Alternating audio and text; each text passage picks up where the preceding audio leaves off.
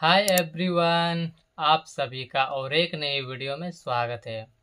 तो दोस्तों, अगर आप भी एक अकाउंटेंट हैं या फिर अकाउंटेंट बनने का तैयारी कर रहे हैं तो आज का वीडियो आपके लिए बहुत ही ज़्यादा हेल्पफुल होने वाला है। क्योंकि देखिए, अभी तक मैंने अकाउंटिंग से रिलेटेड ढेर सारे वीडियोस को बना दिया हुआ है। अगर आपने नहीं देखा है तो चैनल पर जाकर विजिट करके देख सकते हैं। बट देखिए, मैंने वहाँ पर ढेर सारी जो चीज़ें हैं, थ्योरी का कॉन्सेप्ट, वो सब मैंने स्किप कर दिया हुआ है। तो मैं वो सब चीज़ को कवर कर रहा हूँ धीरे धीरे। देखिए, सबसे पहले बात, किसी भी अकाउंटेंट को ये चीज़ मालूम होना चाहिए कि जो जीएसटी का रजिस्ट्रेशन टाइप होता है वो कितने टाइप का होता है। जैसे कि कंपोजिशन स्कीम क्या होता है, रेगुलर स्कीम क्या होता है, कंपोजिशन स्कीम का क्या फ़ायदा है, क्या नुकसान है, रेगुलर स्कीम का क्या फ़ायदा है, क्या नुकसान है। उसी प्रकार से आपका कंपोजिशन स्कीम में जीएसटी रेट्स क्या क्या अप्लीकेबल होते हैं, कंपोजिशन स्कीम कब कोई अडॉप्ट कर सकता है, रेगुलर स्कीम अडॉप्ट को आदमी कब करेगा। यानी कि इसके बारे में काफ़ी कुछ आपको नॉलेज होना चाहिए। और यहाँ पर मैं आप सभी को एक बोनस टिप देने वाला हूँ। जैसे कि सपोज़ कोई पार्टी है, ठीक है, तो उसके पास जीएसटी नंबर भी होगा। तो हम लोग उस जीएसटी नंबर के थ्रू पता कैसे कर सकते हैं कि उसने जीएसटीआर 1 को फाइल किया या नहीं किया, जीएसटीआर 3 को फाइल किया या नहीं किया है तो कब किया उसने जीएसटीआर 3 को फाइल, जीएसटीआर 1 को कब फाइल किया उसने, डेट। ठीक है, तो वो सब मैं आपको इस वीडियो में चेक करना सिखाऊंगा, वो भी लाइव। ठीक है, तो चलिए, ये जो वीडियो होने वाला है आपको इसमें बहुत कुछ सीखने को मिलेगा डिटेल में। आप लोग लास्ट तक बने रहिएगा। तो चलिए, आप डायरेक्ट चलते हैं कंप्यूटर के स्क्रीन में एंड वहाँ पे सब चीज़ को सीखते हैं डिटेल में। Regular scheme versus composition scheme. Okay, चलिए, तो यहाँ पर पॉइंट बाय पॉइंट देखते हैं सभी चीज़ को डिटेल में। देखिए, रेगुलर स्कीम में क्या होता है, सबसे पहला point, GST is paid on the turnover of after adjusting ITC. यानी कि सिंपल समझिए कि रेगुलर स्कीम में जो भी जीएसटी रजिस्ट्रेशन करवाता है उसको जो है आईटीसी मिलेगा। समझिए, ठीक है, आईटीसी क्या होता है, मैं अभी आपको आगे वो चीज़ भी बताने वाला हूँ। तो सिंपल समझिए अभी एक चीज़ आप लोग कि जीएसटी रजिस्ट्रेशन में क्या होता है, आपको आईटीसी मिलेगा, इनपुट टैक्स क्रेडिट मिलता है। ओके, नेक्स्ट पॉइंट देखिए यहाँ पे, both interstate and intrastate sales are allowed. यानी कि अगर आपने रेगुलर स्कीम लिया हुआ है तो बोथ, यानी कि आप इंटर स्टेट भी सेल कर सकते हैं एंड इंट्रा स्टेट भी सेल कर सकते हैं। इसका मतलब होता है कि अपने एक स्टेट के अंदर सेल कर सकते हैं एंड अपने स्टेट के दूसरे स्टेट में भी, अदर स्टेट में भी आप सेल कर सकते हैं। ये होता है रेगुलर स्कीम का बेनिफिट। नेक्स्ट यहाँ पे हायर रेट, जो कि टैक्स रेट होता है, आप सभी को मालूम होना चाहिए जीएसटी रेगुलर स्कीम में 5%, 12%, 18%, 28%, यानी कि ये सब टैक्सेस देने पड़ते हैं। अब देखिए, सिंपली आप लोग सोचिए, क्या ये टैक्स कोई कंपनी देती है? बिल्कुल नहीं। ये सब टैक्स एक कस्टमर पे करता है, कस्टमर, क्योंकि एक कंपनी जो होता है कहाँ से टैक्स कलेक्ट करता है, तो टैक्स कलेक्ट करता है कस्टमर से, कस्टमर से टैक्स को कलेक्ट करके वो गवर्नमेंट को जमा करता है। राइट, आगे देखते हैं। देखिए, और यहीं पर देखिए सेम चीज़ इसका अदर में जो कंपोजिशन स्कीम है उसको भी हम लोग देखेंगे अभी, तो पहले इसको समझ लीजिए, आगे बढ़ते हैं। नेक्स्ट यहाँ पे मंथली टैक्स पेमेंट, यानी कि हम लोग जो रेगुलर स्कीम लिए हुए होते हैं उन लोगों को मंथली जो है जीएसटी का जो एडजस्टमेंट होता है, एडजस्टमेंट करने के बाद उसको मंथली में जीएसटीआर 1, जीएसटीआर 3 को फाइल करके पेमेंट करना पड़ता है। नेक्स्ट यहाँ पे मंथली क्वार्टरली रिटर्न फाइलिंग, यानी कि जैसे कि मैंने आपको बताया कि आपको मंथली क्वार्टरली जो है इसका रिटर्न फाइलिंग भी करना होता है, डिपेंडिंग ऑन द टर्नओवर, यानी कि टोटल जितना आपने सेल किया उसके अकॉर्डिंग आपको इसका फाइलिंग भी करना पड़ेगा। नेक्स्ट यहाँ पर है कैन इशू टैक्स इन्वॉइस, यानी कि जो रेगुलर स्कीम में लिए हुए होते हैं वो लोग टैक्स इन्वॉइस को इशू कर सकते हैं। ठीक है, तो ये सब पॉइंट हो गया रेगुलर स्कीम का। अब देखते हैं कंपोजिशन स्कीम वाले कैसे कैसे क्या करते हैं। सबसे पहला point, a fix rate of GST is paid on the turn over without adjusting ITC. तो जो लोग भी जीएसटी नंबर लेते हैं अंडर कंपोजिशन स्कीम, तो वो लोगों को आईटीसी नहीं मिलता है। एंड यहाँ पे ध्यान देने वाली एक बात है कि आईटीसी नहीं मिलने का मतलब ये होगा कि जो भी जीएसटी का टैक्स बनेगा वो आपको अपने जेब से भरना पड़ेगा। बट यहाँ पर देखें अगर हम, तो यहाँ पर टैक्स कहाँ से, ये रेगुलर स्कीम वाला क्या करते हैं, टैक्स कस्टमर से कलेक्ट करके गवर्नमेंट को पे करते हैं। बट कंपोजिशन स्कीम में ऐसा नहीं होता है। कंपोजिशन स्कीम में जो कुछ रहते हैं वो लोग क्या करते हैं, कस्टमर से टैक्स को कलेक्ट नहीं कर सकते हैं। जो टैक्स बनेगा ये लोग को खुद से जेब से भरना पड़ता है गवर्नमेंट को। ठीक है, next point, cannot do interstate sales. अब देखिए, कंपोजिशन स्कीम में जो भी लोग रहते हैं वो लोग इंटरस्टेट सेल, यानी कि अपने स्टेट से दूसरे स्टेट में सेल नहीं कर सकते हैं, वो बस अपने ही स्टेट के अंदर सेल कर सकते हैं। ये इसका ड्रॉबैक 2 हो गया। आगे मैं आपको और बताता हूँ।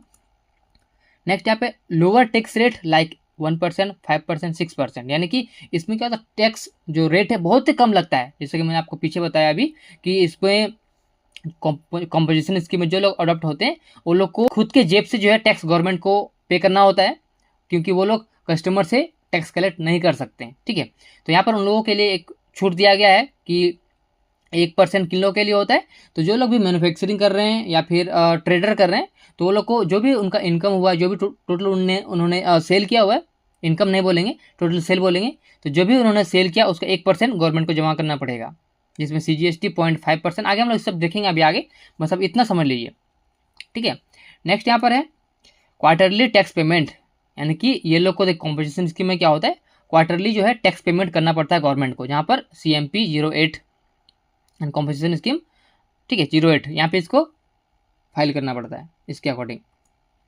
नेक्स्ट यहाँ पे एनुअल रिटर्न फाइलिंग करना होता है इन लोगों को, GSTR 4, यानी कि जो एनुअली होता है, साल में एक बार होता है, तो ये लोग को साल में एक बार जो है रिटर्न फाइल करना पड़ता है, जो कि GSTR 4 होता है।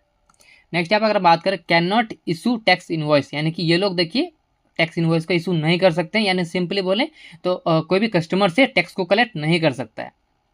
राइट, तो आई होप आपको समझ में आ गया होगा दोनों में डिफरेंस क्या है। यहाँ पर आप लोग किसको ज़्यादा अच्छा मानते हैं वो मुझे कमेंट करके बताइएगा, मैं अभी आपको आगे और डिटेल में एक्सप्लेन करने वाला हूँ। ठीक है, अब आ जाते हैं थोड़ा इसके बारे में डिटेल में देखते हैं। देखिए टाइप ऑफ बिजनेस, यानी कि मैन्युफैक्चरिंग एंड ट्रेडर अगर कोई करता है तो उसके लिए क्या है, CGST 0.5% एंड SGST 0.5% गवर्नमेंट को देना पड़ेगा, यानी कि टोटली 1% गवर्नमेंट को देना पड़ेगा। अब देखिए मैंने यहाँ पे लिखा अप टू 1.5 करोड़, इसका मतलब क्या होता है, देखिए किसी भी कंपनी का टर्नओवर अगर 1.5 करोड़ है, ठीक है 1.5 करोड़ है, तो 1.5 करोड़ मतलब अगर सपोज किसी ने 1.5 करोड़ जो है ईयर का सेल कर दिया, तो 1.5 करोड़ का उसको 1% देना पड़ेगा। चलिए एक काम करते हैं, मान के चलते हैं 1 करोड़, उसने 1 करोड़ का सेल किया, तो 1 करोड़ का जो 1% बनता है, यानी कि 1 लाख रुपए, राइट, तो उसको 1 लाख रुपए गवर्नमेंट को देना पड़ेगा, अपने जेब से देना पड़ेगा। उसी तरह से अगर कोई रेस्टोरेंट है, यहाँ पे नॉट सर्विंग एल्कोहल, यहाँ पे उसका बात नहीं हो रहा है, रेस्टोरेंट सिंपली फूड वगैरह है, उन लोगों का बात हो रहा है, तो वो लोग को टोटल 5% का जो है टैक्स गवर्नमेंट को पे करना पड़ता है, जो भी उन्होंने पूरा एक साल में किया हुआ है सेल्स, यानी कि टर्नओवर उसके ऊपर। अब देखिए किसी भी कंपनी का अगर 1.5 करोड़ से ऊपर का टर्नओवर हो जाता है, यानी कि सेल्स हो जाता है, सिंपली समझिए, तो वो लोग को कंपोजिशन स्कीम से रेगुलर स्कीम में जाना ही पड़ेगा, ये कंपलसरी होता है। यानी कि 1.5 करोड़ तक का आपका टर्नओवर है तो आपके लिए कंपोजिशन स्कीम है, उसके जैसे आगे बढ़ जाएंगे तो आपको रेगुलर स्कीम लेना कंपलसरी हो जाएगा। उसको हम लोग आगे देखेंगे, अभी क्या क्या उसके लिए क्राइटेरिया होता है वो सब देखेंगे अभी आगे। तो ये मैंने सिंपल आपको ये बताया हुआ है कि किस किस बिजनेस टाइप में कितना % का टैक्स लिया जाता है, क्योंकि देखिए आपको सभी को रेगुलर स्कीम के बारे में तो मालूम होगा, 5%, 12, 18, 28 ये लगता है नॉर्मली, बट बहुत सारे लोगों को कंपोजिशन स्कीम के बारे में पता नहीं होता है, तो इसके लिए मैंने आपको चार्ट दिया हुआ है। राइट, चलिए आगे बढ़ते हैं। नेक्स्ट यहाँ पे फिर से देखते हैं हम लोग, यहाँ पे सपोज करिए कोई राम मातो है, ठीक है, उसने क्या क्या परचेज किया, यहाँ पे एक लैपटॉप परचेज किया है, और ये कौन है, तो ये रेगुलर स्कीम वाला बंदा है। ठीक है, अब देखिए इसने क्या किया, 1 लाख रुपए का एक लैपटॉप परचेज किया, जिसमें इंक्लूडिंग 18% का GST इंक्लूड है उसी में 1 लाख रुपए में। तो देखिए उसका एक्चुअल प्राइस कितना है, देख सकते हैं आप लोग यहाँ पे, उसका एक्चुअल प्राइस कितना हो गया 84, ये जो अमाउंट दिख रहा है आपको, इसका एक्चुअल प्राइस हो गया, प्लस GST इतना रुपये उसको गवर्नमेंट को देना पड़ा। आप देखिए क्योंकि ये एक रेगुलर पर्सन है, ठीक है, तो इसको ITC मिलेगा, देख सकते हैं, तो इसको ITC कितना रुपए का मिलेगा, इसको जो इसने GST पे गवर्नमेंट को कर दिया, ये उसका एज ए ITC हो गया। अब आगे वो सेल करेगा तो उसमें से इसको एडजस्ट कर देगा। अब ITC क्या होता है उसको भी आगे देखेंगे, अभी मतलब सिंपल समझ लीजिए कि यहाँ पे अगर कोई रेगुलर बंदा है, रेगुलर स्कीम के तहत उसने रजिस्ट्रेशन लिया हुआ GST, तो उसको ITC मिलेगा, ध्यान रहे। ठीक है, अब देखते हैं कंपोजिशन स्कीम में, जैसे कि श्याम महतो नाम से कोई एक है, उसने क्या किया, कंपोजिशन स्कीम लिया हुआ है, उसने परचेज किया, सेम लैपटॉप देखिए उसने परचेज किया हुआ है। अब देखिए सेम प्राइस उसको भी लगा हुआ है, ठीक है, बट देखिए वो ITC क्लेम नहीं कर सकता है, क्योंकि जैसे मैंने आपको पीछे बताया कि कंपोजिशन स्कीम में जो लोग अडॉप्ट करते हैं वो लोग ITC के लिए क्लेम नहीं कर सकते हैं, यानी कि उसका कहीं ना कहीं ये जो अमाउंट है 15,254.24 पैसे का, उसका नुकसान हो गया। राइट, आगे बढ़ते हैं। अब देखते हैं यहाँ पे एक एज्यूम कर लेते हैं, जैसे इन्वेस्टमेंट, यहाँ पे राम ने अपना बिजनेस को इन्वेस्ट जब स्टार्टिंग किया था, इन्वेस्टमेंट किया था, तो उसने टोटल जो है 1.18 CR रुपये का इन्वेस्टमेंट किया था। तो उसमें क्या होगा, उसका सपोज करिए उसने इतना रुपये का गुड्स परचेज किया था, यानी कि फर्नीचर हो गया, जितने भी चीज़ें होती है कंपनी स्टार्ट करने के लिए, एसी हो गया, वो सब चीज़ें उसने खरीदा था। तो टोटल उसका इन्वेस्टमेंट हो गया 1,18,00,000 रुपये, इतना उसने इन्वेस्ट कर दिया। उसमें से देखिए उसने 18 लाख रुपए गवर्नमेंट को टैक्स दिया होता, क्योंकि देखिए उसने एसी खरीदा या फर्नीचर खरीदा तो उसके ऊपर टैक्स भी तो देना पड़ा होगा गवर्नमेंट को। तो मोटा मोटी समझिए कि उसने 18 लाख रुपए जो है टैक्स गवर्नमेंट को दिया हुआ है, यानी कि उसका सिंपल समझिए 18 लाख रुपए गवर्नमेंट के पास जमा है जब परचेज किया उसी टाइम।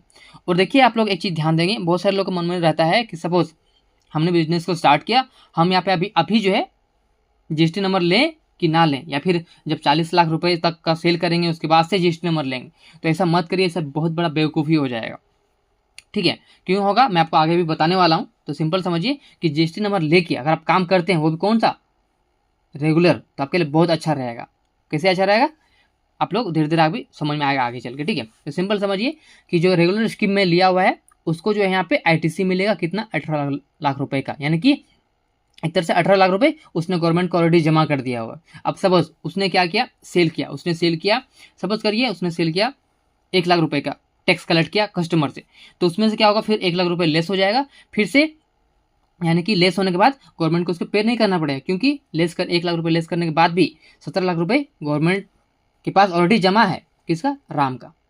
तो यानी कि वो सेल करते जाएगा, उसमें से ये बैलेंस मैच होते जाएगा, जब ये जीरो हो जाएगा, जीरो होने के बाद जब कुछ पेमेंट बनेगा तो गवर्नमेंट को ये पे करेगा, नहीं तो गवर्नमेंट को पे नहीं करेगा राम महतो 1 भी रुपये। समझ में आया। तो यानी कि इसमें ये बहुत बड़ा बेनिफिट होता है रेगुलर स्कीम लेने का। अब देखते हैं यहाँ पे कंपोजिशन स्कीम में, अब देखिए इसने भी क्या किया, सेम इन्वेस्टमेंट किया है 1.18 CR का, बट इसको आईटीसी कितना मिलेगा, 0। इसको यानी सिंपली बोले तो इसको 18 लाख रुपए का नुकसान हो गया, यानी इसको 18 लाख रुपए का फायदा हो गया। समझ में आया। ओके, आगे देखते हैं। अब देखते हैं, आप लोग बार बार सुन रहे होंगे यहाँ पे आईटीसी क्या होता है, इसलिए हम आपको यहाँ पे समझाने का प्रयास करता हूँ। देखिए आईटीसी यानी होता है इनपुट टैक्स क्रेडिट। अब सपोज करिए एक कंपनी है, उसने एक कुछ गुड्स सेल करता है, ठीक है, सपोज इसने सेल किया गुड्स 50,000 रुपीज़ गुड्स का वैल्यू था, एंड उसके ऊपर उसने 5,000 रुपये टैक्स कलेक्ट किया कस्टमर से। ठीक है, तो टोटल उसने कितना का बिल दिया, 55,000 रुपीज़ का। यानी कि सपोज करिए एक कोई कंपनी जो कि मेरा सप्लायर है, उससे मैंने गुड्स को परचेज करके लाया 55,000 रुपये में, जहाँ पर उसने हमसे 5,000 रुपये का टैक्स लिया, 5,000 गुड्स का वैल्यू था। अब हमने गुड्स को ले आए, अब हम गुड्स को आगे सेल भी तो करेंगे। अब देखिए मैंने क्या किया, यानी कि मैंने खरीद के लाया इतना रुपये में, अब मैं बेच रहा हूँ मोहन को, तो मैं क्या क्या मैंने मोहन को बेच दिया इतना में। देखिए टोटल मैंने बेच दिया 66,000 रुपीज़ में। हमने ऑलरेडी देखिए 5,000 का टैक्स दे दिया था, ठीक है ऑलरेडी, एंड हमने कस्टमर से कितना टैक्स कलेक्ट किया, 6,000 रुपये। तो इसके बीच जो डिफरेंस होता है देखिए यहाँ पे आईटीसी मतलब जो हमने टैक्स कलेक्ट किया अपने कस्टमर से, वो माइनस जो हमने अपने सप्लायर को टैक्स पेमेंट किया, उसको माइनस करने पे जो अमाउंट आएगा उसे बोलते हैं आईटीसी, यानी कि इनपुट टैक्स क्रेडिट। यानी कि गवर्नमेंट को अब मुझे इतना रुपये ही पे करना है, हालांकि मैंने गवर्नमेंट कस्टमर से कितना टैक्स कलेक्ट किया, 6,000 रुपये, बट मुझे 1,000 रुपये गवर्नमेंट को देना है। क्यों, क्योंकि मैंने ऑलरेडी गवर्नमेंट को 5,000 रुपये दे दिया हुआ है। तो आई होप आपको आईटीसी समझ में आ गया होगा। ठीक है, आगे बढ़ते हैं। अब देखते हैं यहाँ पे व्हेन जीएसटी स्कीम ऑप्ट कब करना चाहिए एंड किस टाइप से करना चाहिए। देखिए सिंपली यहाँ पे समझिए कि मैंने यहाँ पे क्या लिखा, 20/40 lakhs लेस देन, यानी कि देखिए अगर किसी बिजनेस का ट्रांजेक्शन ईयरली अगर 20 लाख किसके लिए, जो कुछ सर्विस प्रोवाइड करता है वो लोग का, अगर 20 लाख तक अगर वो लोग टर्नओवर है या उससे नीचे है तो वो लोग को ज़रूरी नहीं है। हालांकि इसको बोलते हैं ऑप्शनल, यानी कि आप चाहें तो ले भी सकते हैं, नहीं भी ले सकते हैं, वो आपकी मर्जी है। अगर किसी कंपनी का टर्नओवर 40 लाख रुपीज़ ईयरली का है या उससे कम है तो भी वो ले सकता है, ऐसा बात नहीं ले सकता है, वो ले सकता है, ऑप्शनल है, बट उसके लिए मैंडेटरी नहीं है कि आपको लेना ही पड़ेगा। बट जैसे आपका अगर ट्रांजेक्शन अगर सिंपली बोले हम कि 40 लाख से ज़्यादा, यानी कि गुड्स के केस में, एंड 20 लाख से ज़्यादा सर्विस के केस में हो जाता है, तो आपके केस में कंपलसरी हो जाता है लेना। राइट, क्या हो जाता है, कंपलसरी आपके लिए लेना। तो उसमें देखिए आपको किस टाइप का लेना चाहिए, जीएसटी तो आपको लेना पड़ेगा। अब जीएसटी में 2 टाइप होता है, क्या क्या होता है, एक तो होता है रेगुलर स्कीम, एक होता है कंपोजिशन स्कीम। देखिए यहाँ पर तो आपको लेना नहीं पड़ रहा था ना, लेस देन तो आपको लेना नहीं पड़ेगा, बस उससे ज़्यादा बढ़ गया तो आपको लेना ही पड़ेगा। अब इसमें आपको 2 ऑप्शन है, आपको क्या क्या लेना है, तो इसमें से आप ले सकते हैं यहाँ पे कंपोजिशन स्कीम ले सकते हैं, या फिर आप ले सकते हैं रेगुलर स्कीम। राइट, तो आखिर मैंने आपको पीछे जो बताया कंपोजिशन स्कीम का डिफरेंस क्या होता है, रेगुलर स्कीम का डिफरेंस क्या होता है, ये लेने से क्या होगा एंड ये लेने से क्या होगा।